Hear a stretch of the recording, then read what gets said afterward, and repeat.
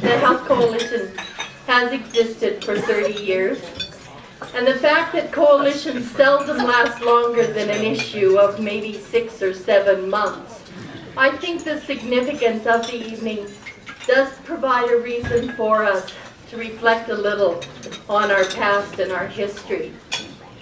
And in the room, some of these individuals have been introduced. And Muriel, I'm really glad that you're here tonight on behalf of Jim. And I'll never forget that whenever Jim came in to the CLC building, and it was after he had retired that the nurses were there in the CLC, he always greeted me with a joke and "good on you, mate." And for that and his inspirational leadership, we say thanks. I'm also really pleased tonight to have in the room people that I have had the pleasure of working with at the Canadian Health Coalition.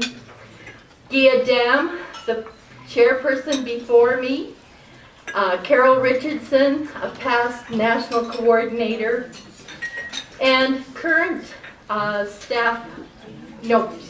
before I go on, Frances Arbor, a former staff member, and thank you, Frances, for all your contributions.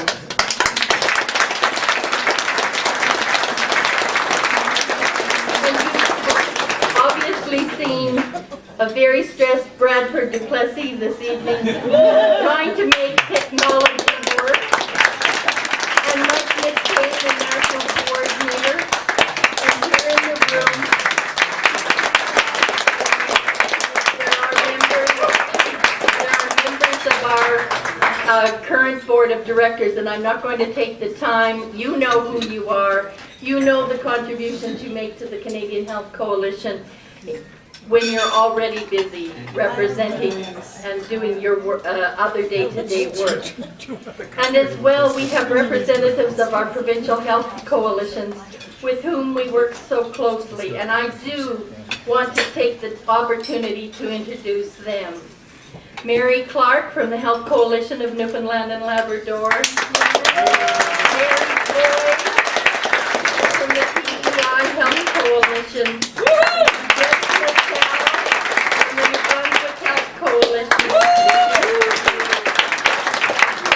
Ingrid Larson from the Saskatchewan Coalition. Dave Egan from Friends of Medicare in Alberta. Alice Edge from the BC Health Coalition. And I don't know if the representative from the Ontario Health Coalition is here. Oh, here. I apologize. I didn't have a name. And I also am unsure, but we work very closely with the Health Coalition in Quebec. And right here,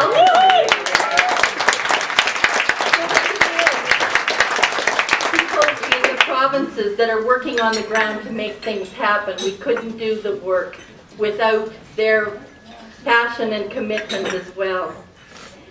Now, also in the room are representatives of the new Health Professionals Network, and these people are our future.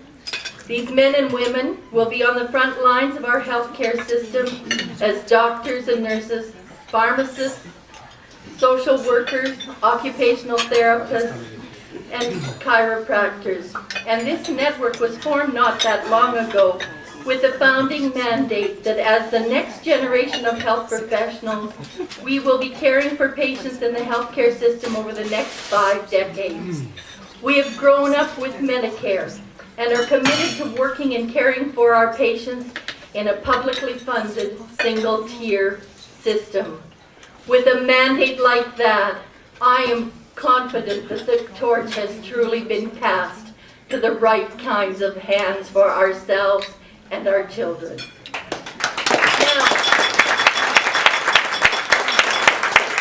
as I prepared for this evening, I was lucky to have the first 5 years of the Canadian Health Coalition's history written out. And it's a rich history. It's a tapestry, and there's common threads that wind through this story. And you know, some things never change. Issues over extra billing and user fees, Private clinics are asking for facility fees. Some things never change.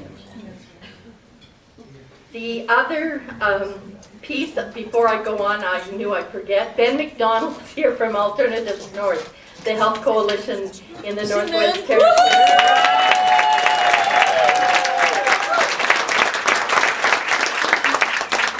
You know, things went before, in the early 60s, national organizations were working in the country on an individual basis to make healthcare, find a comprehensive healthcare system for all Canadians. And they realized that if they didn't come together and work for common cause, they probably would never achieve what they wanted.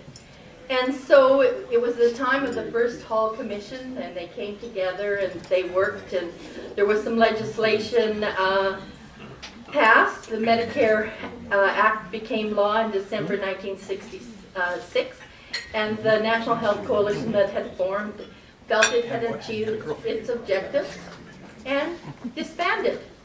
By 1979, we know that there was extra billing and user fees, and people were not satisfied with how the Medical Care Act was proceeding. And the Canadian Labour Movement pulled together the SOS Medicare. And there were, it was held in November of 1979. There were national organizations and the Canadian Labour Congress come together.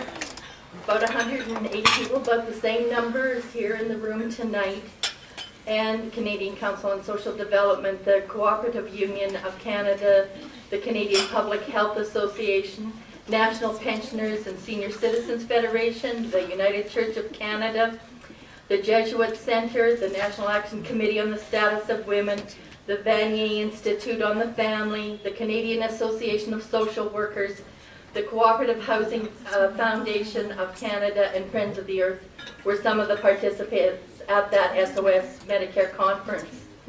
And the issues that they talked about, as you can imagine in a report, were things that you and I in this room talk about as relates to health care.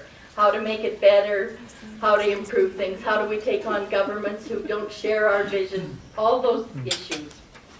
And the conference's objective was not only to save Medicare, but to improve things, to make it more cost-effective through measures like the provision of a greater ratio of convalescent and chronic care beds and a home care program, the use of nurse practitioners and paraprofessionals, provision of community health centers and lifestyle health programs, development of an organization of consumers of healthcare services, and the list goes on.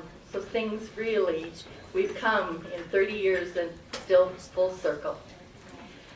And then the conference ended. But people didn't walk away from that conference and say, did a good conference, on to the next issue. No, they said we have to build a Canadian healthcare coalition.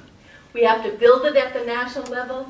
We have to have national organizations engaged, and we have to build provincial health coalitions and territorial health coalitions